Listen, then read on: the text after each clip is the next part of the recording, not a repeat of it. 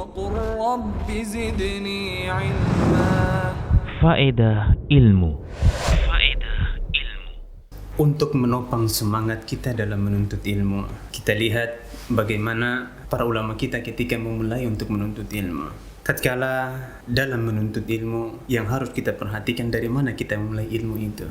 Kita harus memulainya agar kita tidak merasa bosan dengan ilmu. Maka kita harus pahami betul bahwasanya kadar kemampuan kita tidak seperti kadar kemampuan pemahaman para ulama.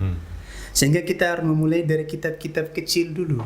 Pembahasan-pembahasan yang simpel. Contohnya seperti kitab Al-Usul Ats-Tsalatsa karangannya Syekh Muhammad bin Abdul Wahab sampai dipahami. Saya teringat betul dengan cerita dari salah satu guru kami, Dr. Ali Musri Semjan Putra hafizahullah ta'ala. Beliau mengatakan, menceritakan memotivasi kita untuk bagaimana memulai ilmu itu dari dasarnya. Apa kata beliau? Ana belajar usul salasa bersama Syekh Abdul Razak hafizahullah ta'ala itu 8 kali hatam. Nah, antum udah berapa kali hatam? Jangan ditanya. 8 kali hatam beliau dengan satu guru. Itu kenapa? Karena betul-betul ingin mengetahui bagaimana sih manfaat ilmu dari dasar. Karena misalnya para penuntut ilmu zaman sekarang ini, salah satu manfaat yang kurang didapatkan oleh para penuntut ilmu yang kita lihat adalah tatkala dia memulai ilmu dari ujungnya langsung.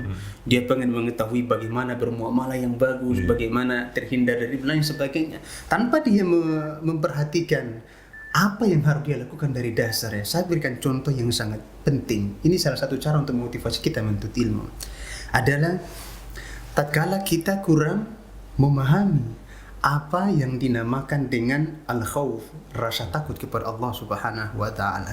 Padahal ini merupakan dasar daripada ilmu. Dan kita tidak memperhatikan hal tersebut.